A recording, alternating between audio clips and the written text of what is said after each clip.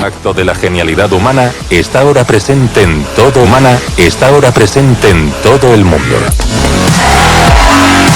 Hemos forzado los límites de nuestro planeta a velocidades, profundidades y alturas que habrían dejado a nuestros ancestros boquiabiertos. La motivación para alcanzar todos estos logros es el extraordinario don del ser humano para la invención. Con ingenio e inspiración a problemas complejos, a veces cotidianas, a veces espectaculares, unas buenas y otras no tanto. Esta serie es un homenaje a ese millón de grandes inventos que han transformado el mundo. Es un pequeño paso para un hombre, pero un gran salto para la humanidad.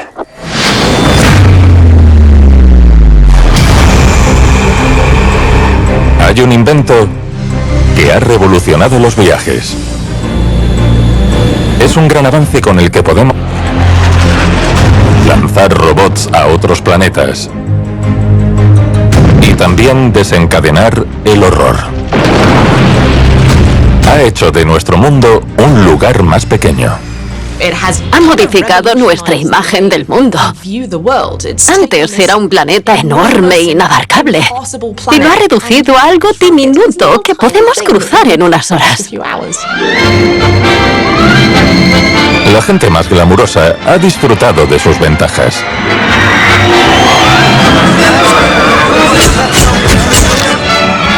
¿Pero tiene los días contados?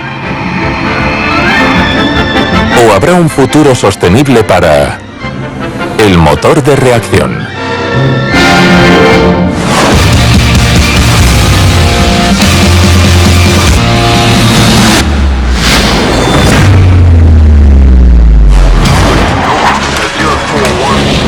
El motor de reacción ha transformado nuestras vidas.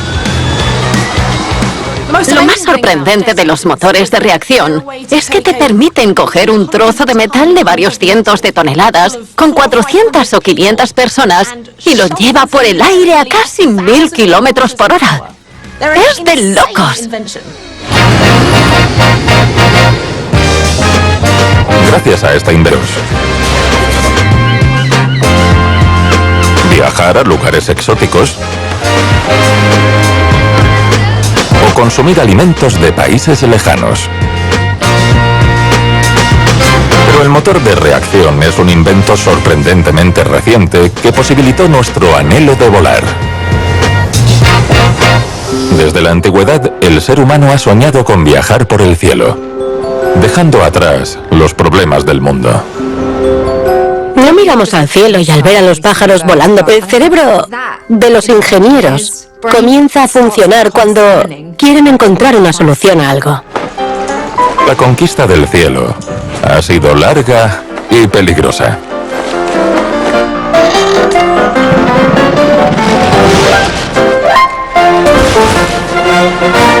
El viaje comienza en Francia, en 1783.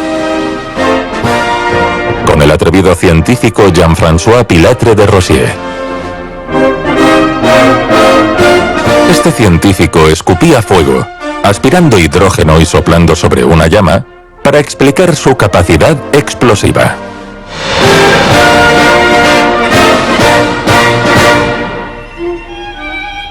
Pero solo cuando demostró que el aire caliente era capaz de elevar un globo desde Rosier, hizo historia. Fue el primer humano en ascender al cielo, y lo vieron 400.000 personas. Eso fue posible porque aplicó el concepto de densidad. El aire caliente es mucho menos denso que el aire frío. Es como cuando una burbuja de aire asciende a través del agua, porque el agua es mucho más densa que el aire. Un globo aerostático tiene dentro aire caliente y ese aire eleva la cesta. Utilizó la idea de que podemos ascender gracias a la diferencia de densidad. Fue la primera forma de vuelo rudimentario, aunque no podían controlar la dirección. No lo podían dirigir, estaban a merced de los vientos. Por desgracia, el temerario Pilatre de Rosier tuvo un final terrible. En En su tercer viaje, el globo se incendió y cayó al vacío. Volar era un atrevimiento peligroso. Los globos aerostáticos siguieron estando a merced del viento, hasta que en 1895 un inventor alemán llamado Ferdinand von Zeppelin introdujo una innovación en los viajes aéreos. Zeppelin descubrió la forma de darles dirección añadiendo hidrógeno, un gas que es todavía más ligero que el aire caliente. Es el elemento más ligero que existe, en un gran globo que también tenía hélices impulsadas por vapor. Robusto pero maniobrable. En 1909 se inauguró la primera línea aérea de pasajeros en Alemania, Del Arch.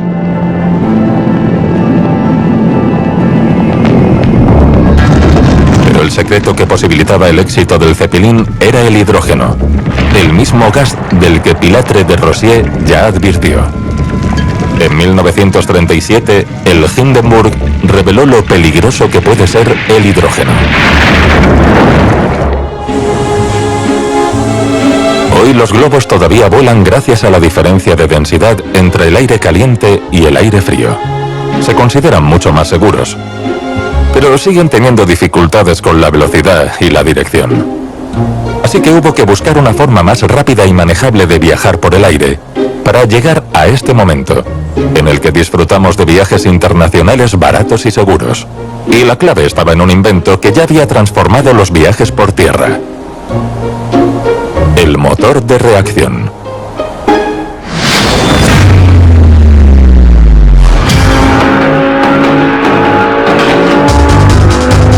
Hoy los motores de reacción mueven coches increíbles, veloces y sofisticados.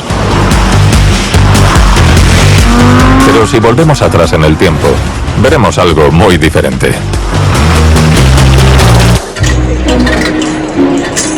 Alemania, 1885. El coche de gasolina patentado por Benz es considerado el primer automóvil del mundo. Pero ese motor tan pesado no puede instalarse en una máquina voladora. Una solución.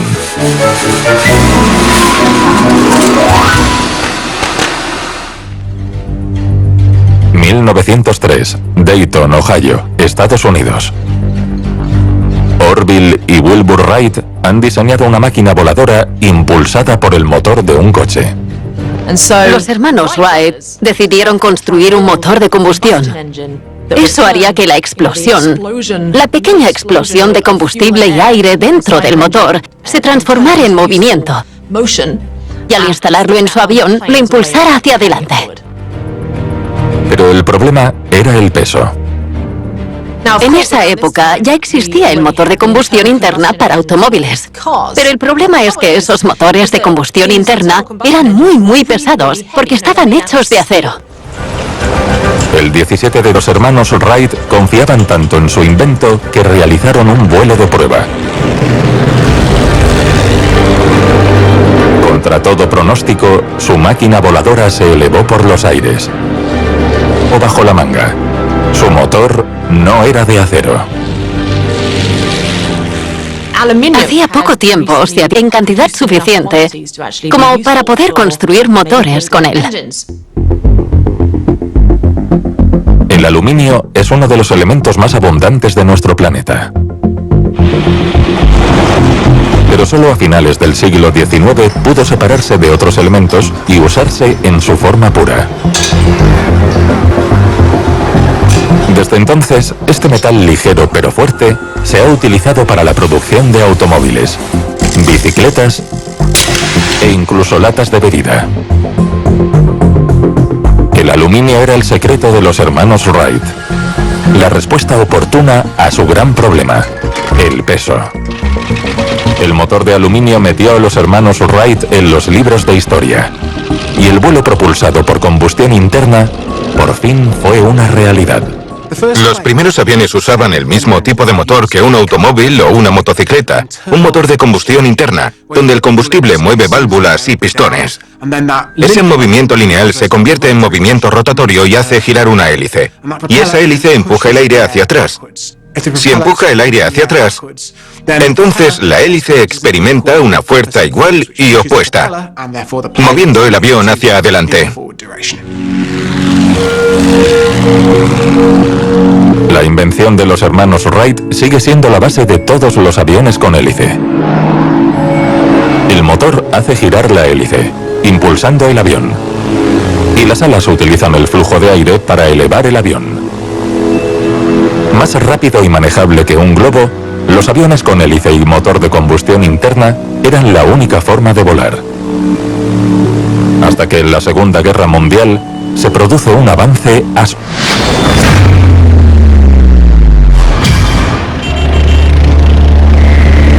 Gran Bretaña, 1940. Spitfires y Messerschmitts luchan por la supremacía aérea. Los ingenieros de Gran Bretaña y los de Alemania buscan la fórmula para tener ventaja sobre el rival. En secreto, Anselm Franz en Alemania y Frank Whittle en Gran Bretaña dirigen la investigación.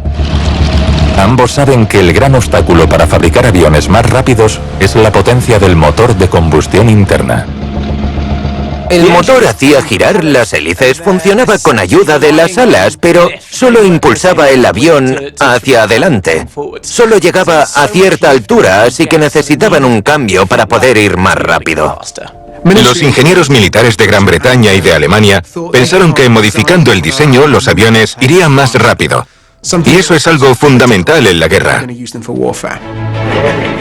Franz y Whittle encontraron una forma de comprimir la mezcla de aire y combustible sin necesidad de pesados pistones, bloques de cilindros ni cigüeñales. Si visualizamos un motor de reacción como si fuera un tubo, en un extremo habrá una turbina girando y aspirando aire de alrededor. Ese tubo se estrecha cada vez más hasta llegar a la cámara de combustión. La combustión se produce al mezclarse el combustible con el aire. Eso significa que el combustible aumenta mucho de temperatura y por lo tanto quiere expandirse. Entonces es expulsado por la parte trasera a gran velocidad. Este empuje impulsa el avión hacia adelante gracias a la tercera ley de Newton, que dice que para cada acción hay una reacción igual y en el sentido opuesto. Así que esa fuerza va hacia atrás y empuja el avión hacia adelante muy rápido. Como los aviones aliados desafían la superioridad aérea alemana, los nazis se esfuerzan para que cambien las tornas. Pero Gran Bretaña no quiere renunciar a su ventaja. Las espadas están en alto y ambos bandos encuentran distintas formas de producir el motor de reacción.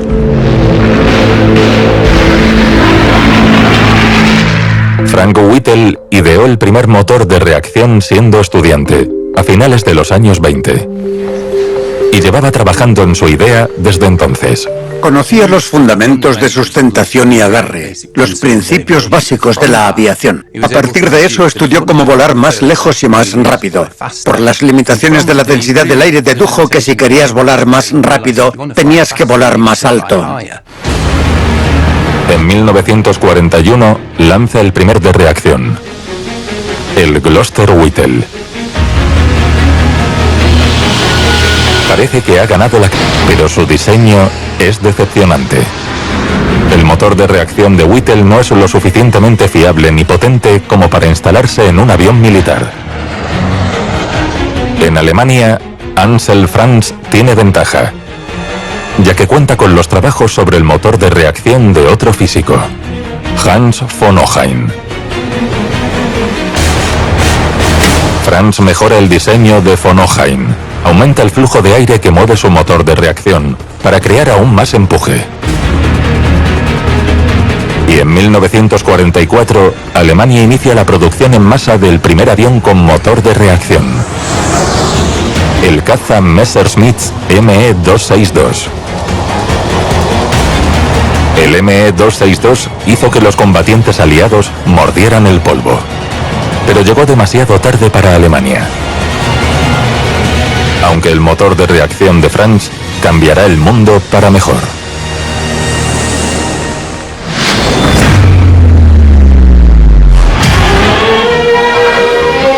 En 1949 despega el primer avión comercial con motor de reacción, el de Havilland Comet. Otras empresas empiezan a seguir su ejemplo. Y a principios de los años 60, los aviones con motor de reacción ya vuelan por todo el mundo.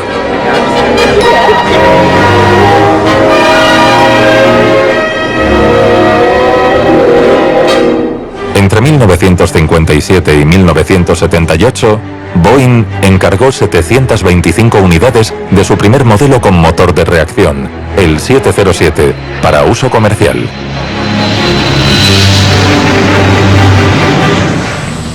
Pero volar era reservado para ricos y famosos. Y pronto se acuña el término jet set, vinculando a los famosos con el motor de reacción o jet en inglés. En los años 60 aparece la jet set.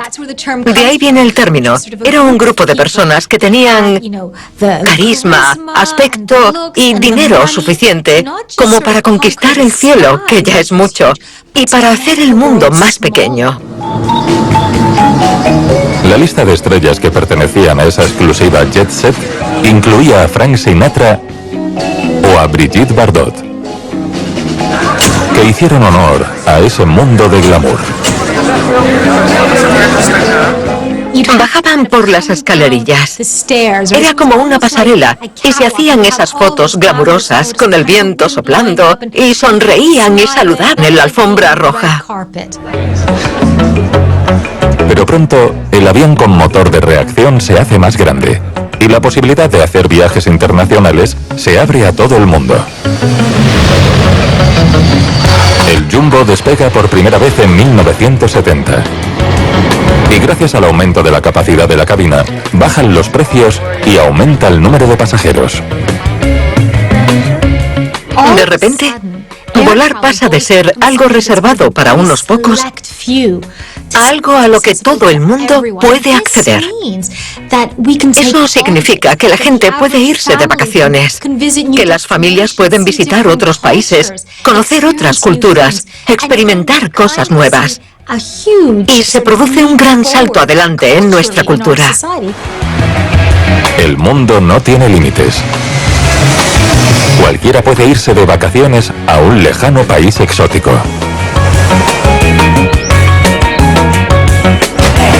Y esa amplitud de horizontes tiene un gran impacto también en los países ricos. De repente, las calles de nuestras ciudades cambian, porque al viajar hemos probado una comida increíble. Un kebab, o curry, o cualquier otra comida exótica, y las traemos y las cocinamos para los amigos. Hoy los viajes internacionales generan enormes beneficios para la economía global. Cada año las aerolíneas transportan a 4.500 millones de pasajeros en unos 45 millones de vuelos. Pero el motor de reacción también ha cambiado el mundo de una forma más siniestra.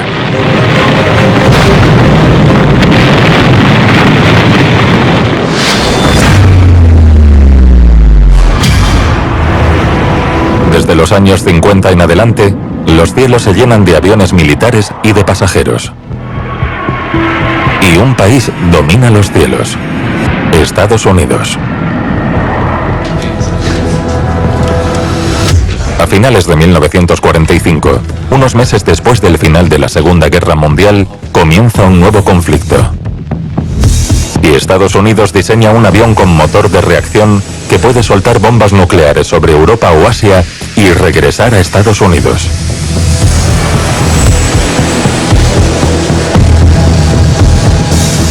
La Guerra Fría, término acuñado por el escritor británico George Orwell, enfrenta a las dos grandes superpotencias del momento: Estados Unidos capitalista y la Unión Soviética comunista.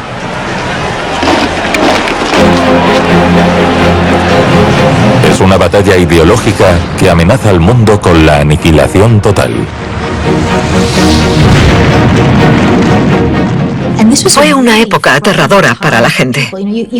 Recordemos que hubo un gran avance tecnológico muy rápido, donde se desarrolló la capacidad de destruir el mundo. Y la gente lo sabía, porque se decía constantemente en la televisión y en la radio.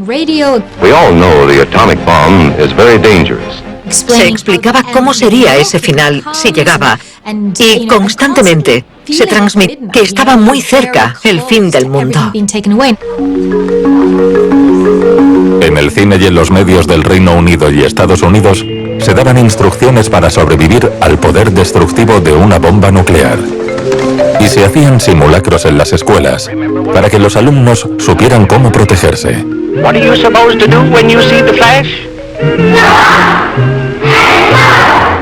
Eso implica que estás con una sensación constante de ansiedad, mirando siempre con desconfianza, preocupado por cuál será el próximo paso. Durante la Guerra Fría, la sensación era que cualquier día, cualquier hora y cualquier minuto podía ser el último. Un verdadero mamut del cielo, el mayor y más rápido bombardero del mundo con motor de reacción. Pero el mismo motor que puede transportar una bomba se convierte en la mejor protección contra ella. En 1957, la Fuerza Aérea de Estados Unidos exhibe el alcance de su nuevo bombardero nuclear B-52 Stratofortress, haciendo que vuele alrededor del mundo sin escalas. La capa medida disuasoria ante la escalada de hostilidades. Esta vez, con la amenaza de la guerra, el motor de reacción alcanza nuevas alturas.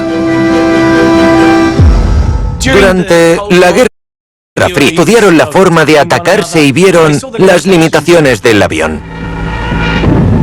Los aviones se pueden derribar. ¿Hay alguna forma de lanzar una ojiva sin que haya personas en el avión? El problema era que estos dos países están muy distantes, así que esa trayectoria exigía salir al espacio.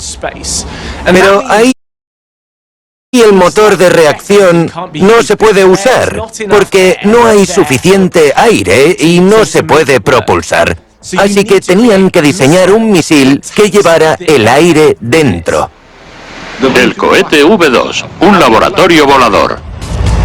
El cohete V2, desarrollado por los alemanes al final de la Segunda Guerra Mundial, demostró que una vez lanzados, los misiles balísticos son casi imposibles de detener. Al terminar la Segunda Guerra Mundial, rusos y estadounidenses se apresuran a explotar la superioridad de la ingeniería alemana. Estados Unidos captura al creador del V2, Wernher von Braun, y a su equipo. Y la Unión Soviética también captura a un gran número de científicos alemanes implicados en la construcción del V2 para desarrollar su programa de investigación.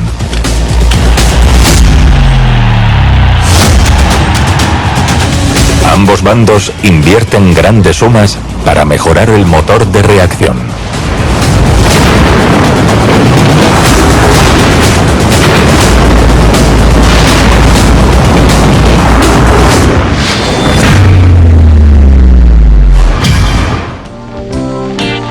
Los rusos son los primeros en demostrar que la potencia de los motores de reacción puede llevarlos al espacio. Y en poco tiempo, aumentan la potencia del V2 alemán.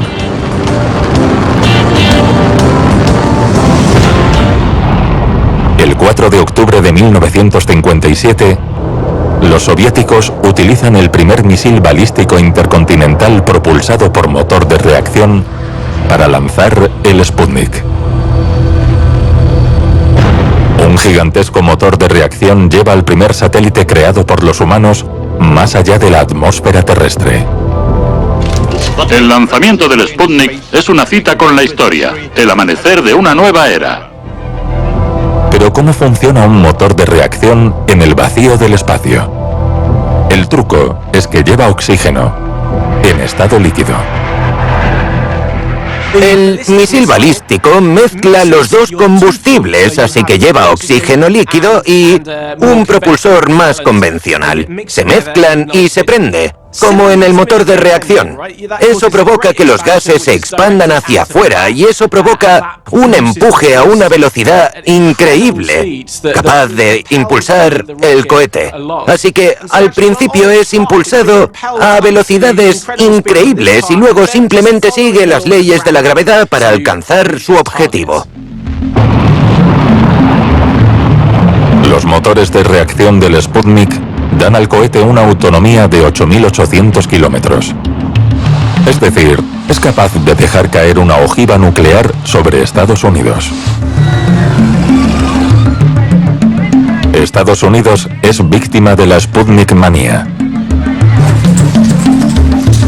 Y tiene que demostrar a los rusos que puede contraatacar urgentemente.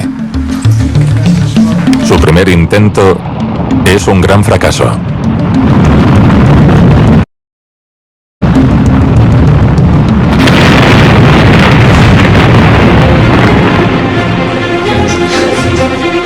Pero los científicos trabajan día y noche para tener éxito la próxima vez. Okay, we'll start now. Any fuel loading? What's the clear for launch? Clear to launch.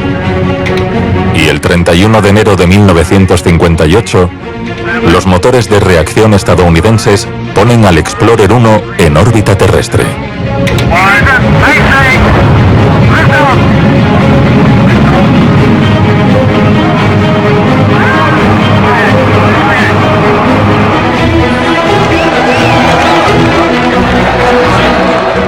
Hablando claro, Estados Unidos ha alcanzado a los rusos y el Explorer 1 es solo el comienzo.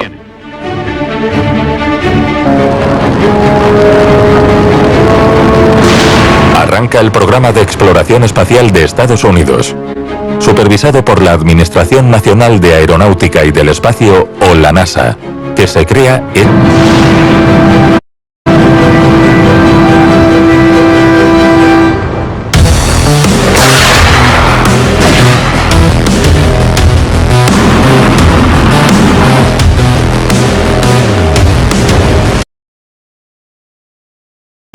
Los rusos consiguen otro hito. En 1961, el astronauta Yuri Gagarin se convierte en la primera persona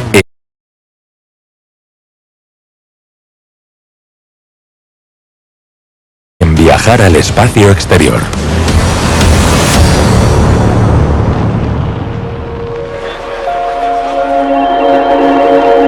Desde la Tierra se puede ver a Gagarin. Y él puede ver la Tierra.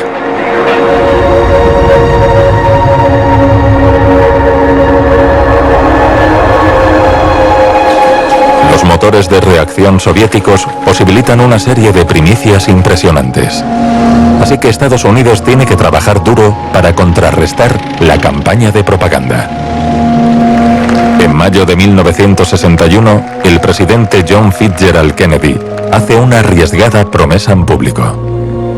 Creo que esta nación debe comprometerse a lograr la meta, antes de que termine esta década, de llevar un hombre a la Luna y devolverlo sano y salvo a la Tierra.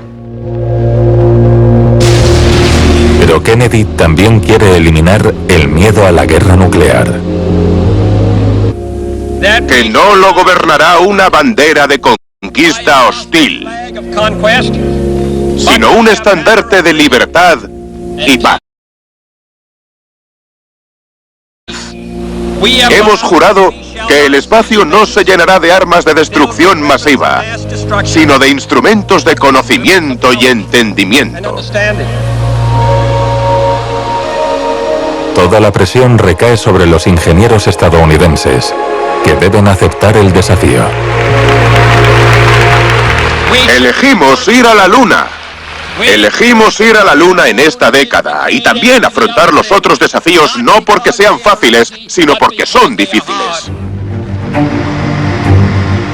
Si querían llevar gente a la Luna, tenían que ganar velocidad. Porque tenían que ir a una fuerza de la gravedad terrestre que los atraería de nuevo a la Tierra. Necesitas llegar a los 40.000 kilómetros por hora. Una velocidad impresionante. El problema es que para conseguirlo necesitas mucho combustible, es decir, mucho oxígeno y mucho combustible para mezclarlo. Pero cuanto más combustible llevas, más pesas, y eso implica que tienes que llevar todavía más combustible. Era un desafío técnico impresionante y tardaron mucho en encontrar la solución. Un cohete de 3 etapas, con suficiente empuje para llevar a los humanos a la Luna. El primer cohete lo suficientemente grande y potente para emprender esta hazaña fue el Saturno V. Es el cohete más grande de la historia. Medía más de 100 metros, pesaba alrededor de 3.000 toneladas y casi el 90% de ese peso era solo combustible y oxígeno líquido para llevarlo al espacio.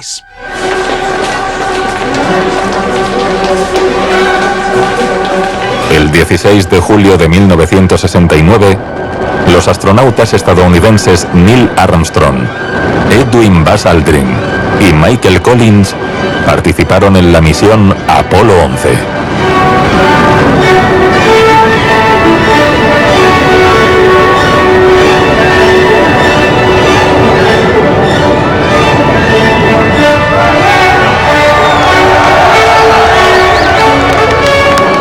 Cinco motores de reacción levantaron el cohete del suelo, y otros 6 le dieron la velocidad que necesitaba para superar la fuerza de la gravedad. El 20 de julio, otro motor de reacción llevó a los astronautas hasta la superficie de la Luna. Y Armstrong se convierte en el primer humano que la pisa, dejando una frase para la posteridad. Es un pequeño paso para un hombre, pero un gran salto para la humanidad. El motor de reacción ha llegado mucho más lejos de lo que soñó su inventor. En 1969, el motor de reacción que nos había permitido explorar nuestro planeta nos permite salir de él. Hay imágenes icónicas de la Tierra. Podíamos verla desde el espacio. Creo que nada une más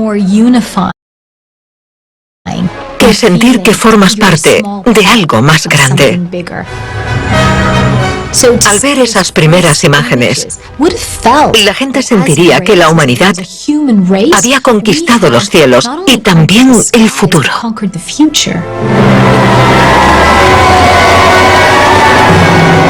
Con la llegada a la Luna, Estados Unidos se pone por delante de los soviéticos.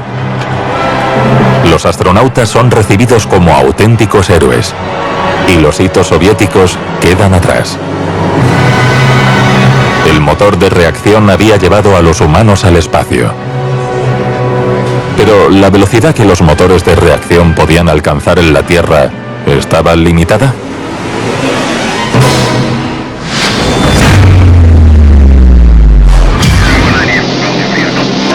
Un avión estadounidense propulsado por cohetes, el Bell X-1, fue la primera aeronave que superó la velocidad del sonido. Supera la barrera del sonido en vuelo horizontal. Pilotado por el capitán Chuck Yeager de la Fuerza Aérea de Estados Unidos.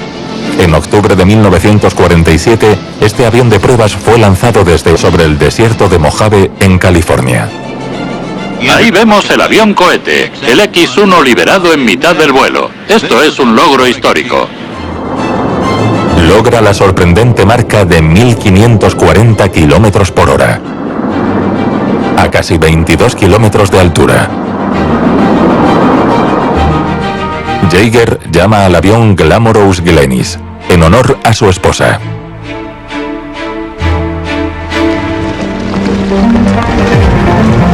Cuando la primera generación de aviones de caza supersónicos entra en servicio a mediados de los años 50, se empieza a tomar en serio el diseño de aviones supersónicos de pasajeros. En 1962, franceses y británicos anuncian que se han asociado para construir el Concorde.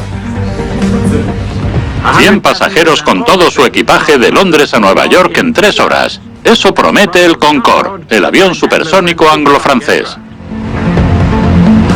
Los ingenieros crean un diseño aerodinámico para atenuar el efecto de la resistencia del viento.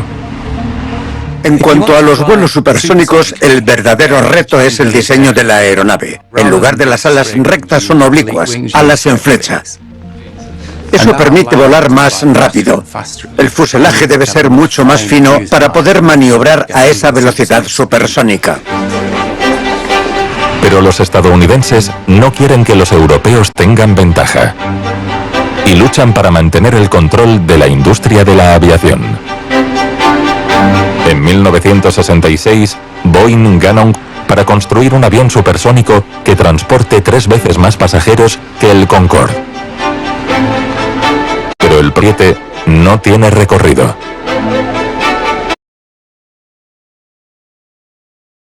Fracasa por el alza de los costes en un mercado poco limpio. Y es una advertencia que nadie escucha.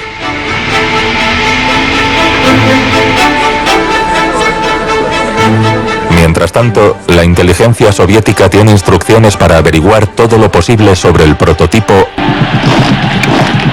La URSS lanza milagrosamente un avión supersónico rival, el Tupolev Tu-144. El avión se parece tanto al Concorde que la prensa occidental lo llama Concorde Ski. El avión de reacción supersónico ruso, el Concorde Ski. El jefe de la oficina de la línea aérea soviética Aeroflot en París es detenido por adquirir información clasificada sobre el Concorde. Sin embargo, el Concorde Ski logra un gran efecto propagandístico, cuando en junio de 1969 se convierte en el primer avión civil que supera la barrera del sonido, 4 meses antes que el Concorde anglo-francés. Es admirable la rapidez de los rusos. Han conseguido que el Concorde Ski despegue antes que el Concorde. 4 años después, el sueño soviético se frustra cuando el Concorde Ski se estrella en Francia. De repente, sin previo aviso, el Concorde Ski tiene problemas. Y desaparece después de un segundo accidente.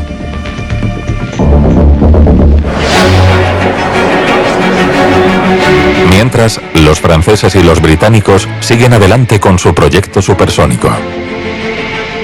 El Concorde, el primer avión supersónico para pasajeros, se presenta en Toulouse, en el sur de Francia.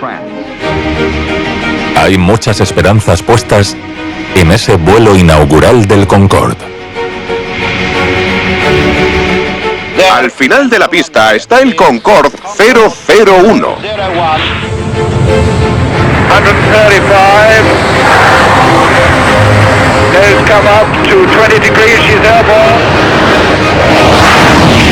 She flies. Concorde flies. 320 degrés, 3 nœuds. Alors, Blagnac, ici Concorde. Este elegante avión se prueba con buenos resultados en unos 70 aeropuertos de 6 continentes.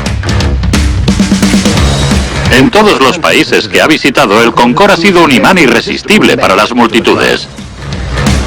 Realiza su primera travesía transatlántica en 1973. En 1976, por fin está listo para llevar pasajeros. El Concorde tiene una velocidad de crucero máxima de 2.179 km por hora, doblando la velocidad del sonido. Y reduce en 3 horas el tiempo de viaje a Nueva York. Pero a medida que el avión avanza por el aire, se genera un problema. El avión vuela cada vez más que a la velocidad del sonido comienzan a acumularse ondas de presión frente a él. Si el avión llega a la velocidad del sonido y la supera, las ondas de presión se suman, creando una gran perturbación en la atmósfera que se conoce como estampido sónico. Cuando cruzas la barrera del sonido en un avión, no notas ningún cambio. Pero sí lo notan los que están cerca cuando el avión atraviesa esa barrera. Oirán un estampido sónico ensordecedor que incluso puede romper las ventanas de las casas. Este fuerte estampido sónico parecido a un trueno provoca fuertes protestas. Los grupos ecologistas han luchado en los tribunales para prohibir estos vuelos. y se prohíbe que el Concorde vuele sobre Estados Unidos y otros países. Los creadores del Concorde saben que su prohibición en Estados Unidos supone un punto final. Británicos y franceses han invertido la asombrosa cifra de 1.400 millones de dólares en su diseño y desarrollo, 10 veces más de lo planificado. Y aunque el Concorde es único, parece que no está destinado a volar.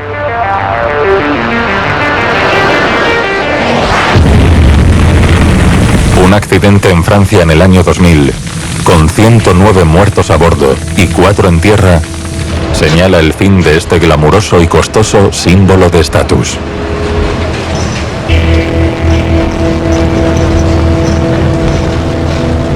Franceses y británicos tiran la toalla por fin en 2003.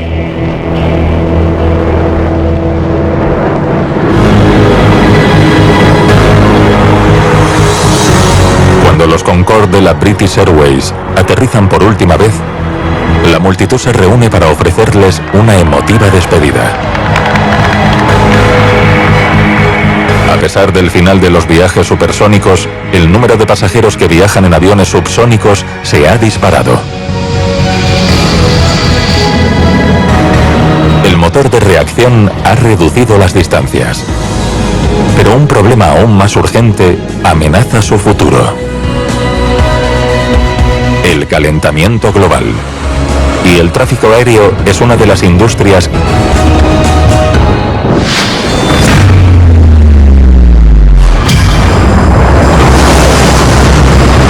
los polos se derriten. Y los fenómenos climáticos extremos arrasan regiones enteras. ¿Qué están haciendo los expertos en motores para evitar la pesadilla del calentamiento global? Ha comenzado una carrera para diseñar un nuevo motor de reacción que no necesite tanto. En tierra tenemos coches eléctricos. ¿Podría haber aviones eléctricos? Ya hay equipos de ingenieros investigando sobre movilidad aérea urbana o taxis voladores con baterías que activarían las hélices. Esta especie de platillo volador compacto es un taxi aéreo de 5 plazas, que pronto se podrá llamar desde el móvil con una aplicación similar a la de Uber.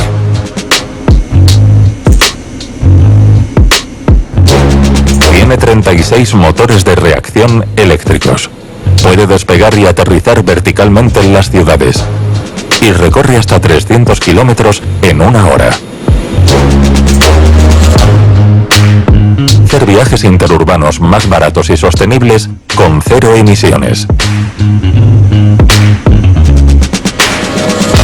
Puede ir 5 veces más rápido que un coche y hace menos ruido que una moto.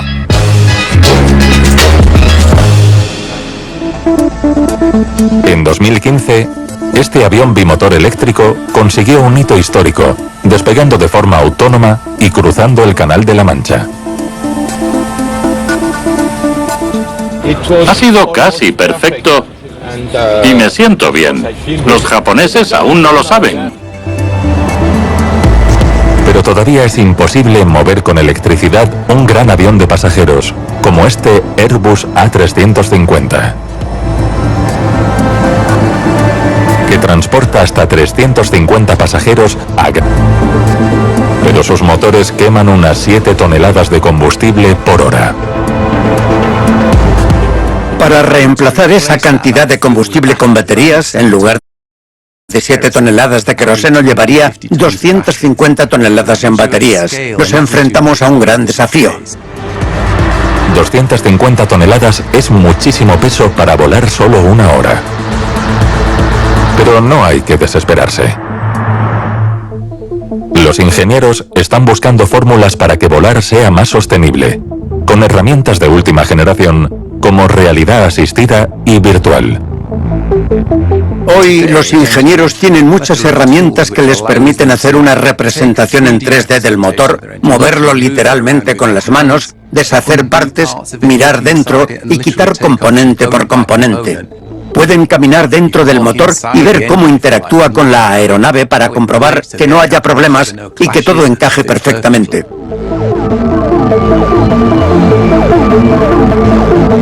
Es una herramienta de diseño muy potente que les permitirá comprender lo que sucede en las primeras etapas y eliminar riesgos antes de fabricar el sistema. Es una situación inmejorable para los ingenieros que trabajan en estos sistemas tan complejos, con inventos revolucionarios a su disposición.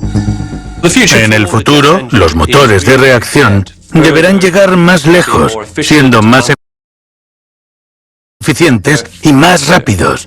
La revolución será crear un nuevo tipo de motor. Este motor de cohete con respiración sinérgica de aire o SABRE de BAE Systems, y formará parte de una nueva generación de máquinas voladoras. Sumará la eficiencia energética de un motor de reacción con la potencia y la alta velocidad de un cohete, y servirá para aviones y naves espaciales. Es un motor alimentado con hidrógeno, que requiere de oxígeno cuando trabaja dentro de la atmósfera. Lo bueno de este motor es que el avión puede volar a 30 kilómetros de altura, más del doble que cualquier avión comercial. Como la atmósfera es muy delgada y hay muy poco oxígeno, usamos un sistema novedoso llamado preenfriador, que enfría rápidamente ese aire a altas temperaturas que llega al avión. Lo hacemos porque necesitamos que el aire esté frío, porque si está frío se comprime, y así tenemos disponible mucho oxígeno y podemos mezclarlo con el hidrógeno que hay a bordo para producir un potente chorro en la parte trasera de la aeronave. Eso nos permitirá alcanzar velocidades muy altas.